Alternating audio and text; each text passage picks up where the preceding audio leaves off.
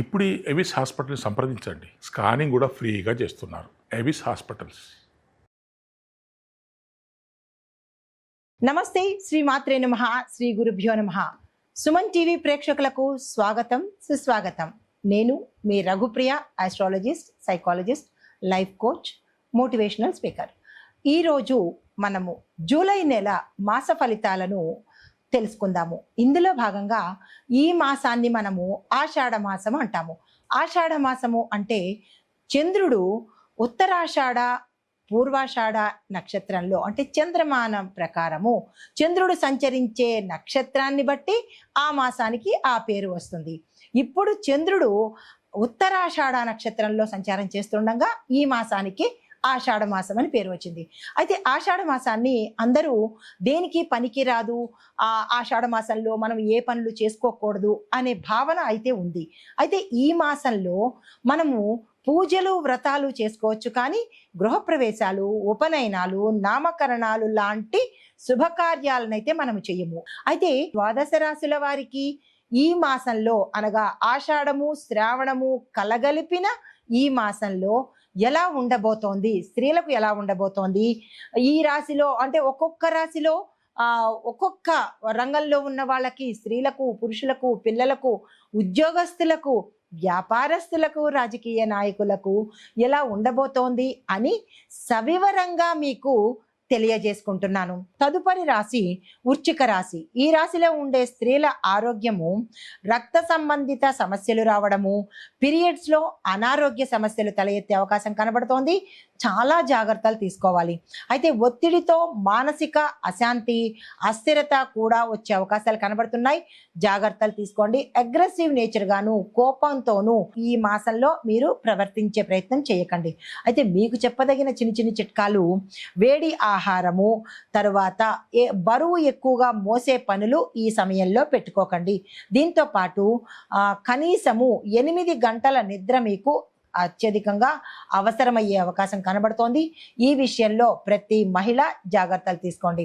అయితే విద్యార్థులకు చూసుకున్నట్టయితే కనుక మెడికల్, ఫార్మసీ విద్యార్థులకు సక్సెస్ అయ్యే అవకాశము, మీరు విదేశాలు వెళ్ళాలన్నా, కొత్త కోర్సులు నేర్చుకోవాలన్నా, వేరే క్యాంపస్ ఇంటర్వ్యూస్కి వెళ్ళాలన్నా, ఇలా మీరు ఏదైతే అనుకుంటున్నారో దానికి సంబంధించిన ప్రణాళికలు కానీ, ప్లాన్స్ కానీ, లేదా మీ యొక్క ఏదైతే మీరు తలుచుకుంటారో, అనుకుంటారో, మీ యొక్క ఉపాధ్యాయులతో కానీ, తల్లిదండ్రులతో కానీ సంప్రదించి వారి యొక్క సలహా సహకారాల మీదకు మీరు చేసినట్టయితే సక్సెస్ సాధించే అవకాశం కనబడుతోంది. క్యాంపస్ ఇంటర్వ్యూస్కి వెళ్ళే వారికి ప్రథమార్థంలో కన్నా ద్వితీయార్థంలో ప్రయత్నం చేయండి. ఆల్రెడీ మీకు డేట్ వచ్చేసి ఉంటే దానికి ప్రిపేర్ అయ్యి వెళ్ళడం మంచిది. లేదు, పోస్ట్ పోన్ చేసుకునే అవకాశం ఉంటే పోస్ట్ పోన్ చేసుకునే ప్రయత్నం చేసుకోండి. తర్వాత పోటీ పరీక్షల్లో 2వ ప్రయత్నంలోనే మీకు ఫలితం వచ్చేటట్టు కనబడుతోంది. అంటే ఫస్ట్ అటెంప్ట్లో మీకు ఫలితం రాకపోవచ్చు, 2వ అటెంప్ట్లో తప్పనిసరిగా పాస్ అయ్యే అవకాశాలు కనబడుతున్నాయి. నిరాశ చెందకండి. ఉద్యోగస్తులకు చూసుకున్నట్టయితే కనుక మహిళా ఉద్యోగులకు మీ యొక్క డ్యూటీస్లో మార్పులు వచ్చే అవకాశం కనబడుతోంది. ఉన్న స్థానం నుంచి వేరే స్థానానికి వెళ్ళడం కానీ, లేదు అంటే ప్రమోషన్స్ కానీ, లేదా విదేశాలకి మీ యొక్క సంస్థ తరపు నుంచి మిమ్మల్ని పంపించడం కానీ, ఇలాంటి చిన్న చిన్న మార్పులు జరిగే అవకాశాలు గోచరిస్తున్నాయి. అయితే సహోద్యోగులతో వాగ్వాదనలకు దిగే ప్రయత్నం చేయకండి. వాళ్ళు ఏదైనా అంటే కనుక మీరు కామ్ అయిపోవడంతో కానీ, లేదా దాన్ని చాకచక్యంతో, సమయస్ఫూర్తితో నెగ్గుకొచ్చే ప్రయత్నం చేయండి, కానీ డిప్రెషన్లోకి వెళ్ళే ప్రయత్నం మాత్రం చేసుకోకండి.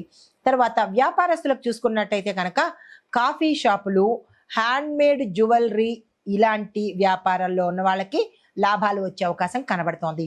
అయితే పెట్టుబడుల విషయంలో ఈ సమయము చాలా చక్కని సమయము. 24 తర్వాత నుంచి మీరు పెట్టుబడుల కోసం ప్రయత్నం చేసుకోవచ్చు.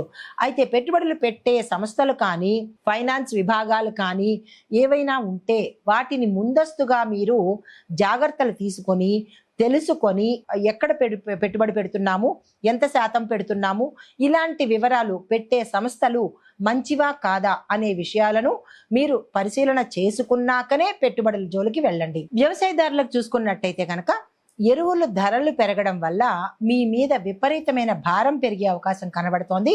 కానీ పంటలలో దిగుబడి అధికంగా వచ్చి మార్కెట్ ధర పెరగడం వల్ల మీకు ఆ ఖర్చు బ్యాలెన్స్ అయిపోయే అవకాశం కనబడుతోంది. అయితే ఎటువంటి పంటలు వేయాలి అంటే కనుక మిర్చి, టొమాటో ఈ 2 సాగులు కనుక మీరు చేసినట్టయితే ఉత్తరోత్తర విశేషమైన లాభాలు పొందే అవకాశం కనబడుతోంది.